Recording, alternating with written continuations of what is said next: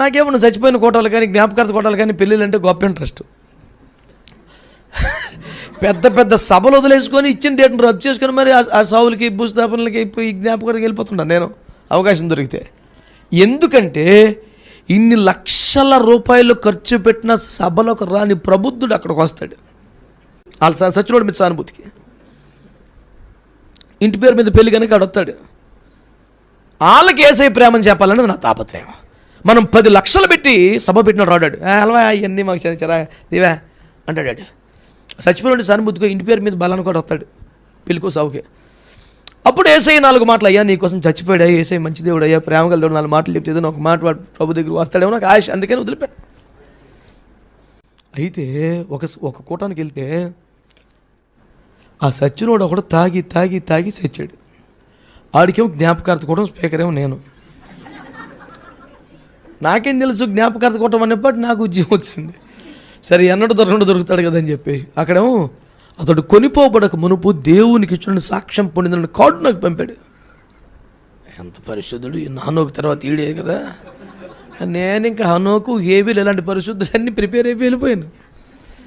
ఇక వెళ్తాననగా ట్రైన్లో కూర్చొని ఫోన్ చేస్తా ఆడ తాగి చచ్చాడు. నువ్వెందుకన్నా అలాంటి దగ్గరికి వస్తున్నాను? చంపేసేవరా, నాకేం తెలుసు, నేనేదో 10 మందికి సువార్త చెప్పుకున్నామని ఆశ మీద ఉన్నాను అన్న. చాలా ఘోరం అన్న అసలు అబ్బే అన్న.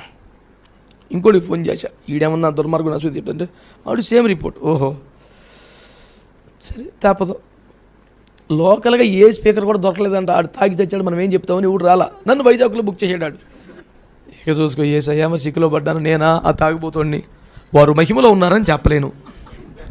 అలాగని పెట్టింది ఆదరణ కోటం. వాడు గ్యారెంటీ అనకుండా మీరందరూ ఏడటం వేస్ట్ అని చెప్పి వీళ్ళకి చెప్పలేను. నన్ను కొంచెం తెలుగులో బయటపడే ప్రభు అని ప్రార్థన చేసుకున్నాను. ప్రార్థన చేసుకుంటే యేసు ప్రభు అన్నాడు, మాస్టర్ నిత్యత్వానికి వెళ్ళిపోయారని చెప్పాను. వాళ్ళ కొడుకులు 2 విజిల్స్ కొట్టి చెప్పలు కొట్టి అందుకే కేకేశ్వర శాస్త్రి గారిని వైజాగ్ నుంచి రప్పించాము ఎందుకు అనుకున్నారు. మీరందరూ ఏంటన్నారా మా నాన్న గురించే నిత్యత్వానికి వెళ్ళిపోయాడు అంటే నా భాష ఏంటి? నరకం కూడా నిత్యత్వమే కదా. నేను అబద్ధం అనలేదు, మాట్లాడికి అర్థం లేదు. దేవునికి స్తోత్రం కదా. నేనేమంటానంటే అందరూ చచ్చిపోయినోడు గురించి మాట్లాడుతుంటే ఆ రోజు ప్రభువు నాకు ఇచ్చిన సందేశం ఏంటి తెలుసా? చనిపోయిన వాడి గురించి మీరు మాట్లాడుతున్నారు కదా, అసలు విషయం ఏమిటంటే చచ్చినోడు మీ గురించి ఏం మాట్లాడుతున్నాడో తెలుసా అన్నాను.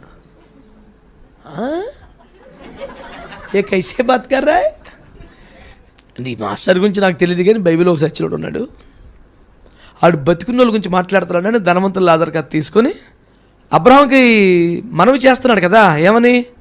అయ్యా లాజర్ని పంపించు, వాళ్ళు నరకానికి వెళ్ళిపోతారు, నాకు వాళ్ళ ఆత్మ చచ్చిపోయాక అలా అన్నదమ్ముల మీద ఆత్మల భారం వచ్చింది అడిగి. బతుకున్నంతకాలం ఒక్కడి మీద భారం లేదు అడిగి. ఆడు తిండి డబ్బు చచ్చిపోయాడు. అబ్రహాం గారు ఏమన్నారు? నీ జీవిత కాలం అంతా నీకు ఇష్టం, అది ఆడు బతుకు. ఏమంటే నా ఇష్టమయ్యా, నువ్వెవడు మాట్లాడతాకి? ఆడు లైఫ్ అంతా అంతే, అసలు ఎవడికి లెక్క చేయడు. అలాంటోడు చచ్చిపోయిన తర్వాత ఆత్మల భారం వచ్చేసింది పాతాళంలో. అడిగి భూమి మీద నాకు 5 సహోదరులు కలరు, వారు నా వల్లే నరకన్నాడు, నాకు ఇష్టం లేదు, వాళ్ళందరూ కూడా మారు మనసు పొందాలి, ఎంత ఆత్మల భారం అని గోల పెడితే అప్పుడు అబ్రహాం గారు అన్నారు, భూమి మీద మోషే ఏలియాలు ఉన్నారా, అది చెప్తారులే.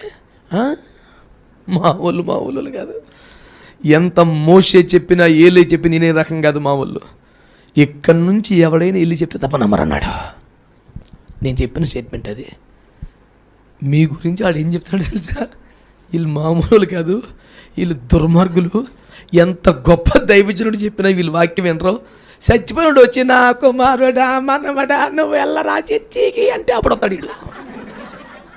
చెప్తున్నాడు, నువ్వు మా నాన్నగారు చాలా మంచివారండి, ఎంత సహనమూర్తి అంటేనండి, అసలు ఇప్పుడు మమ్మల్ని ఇలా కొట్టలేదండి, అందుకే తాగావు. నువ్వు చచ్చిపోయినాడు గురించి అప్పుడు చచ్చినోడు నీ గురించి చెప్తాడు. మామూలు కాదండి, ఎంత పెద్ద దైవజనులు చెప్పిన వాక్యం వినరాళ్ళు దుర్మార్గులు అన్నాడు చెప్తున్నాడు అక్కడికి వెళ్ళి నీ మీద.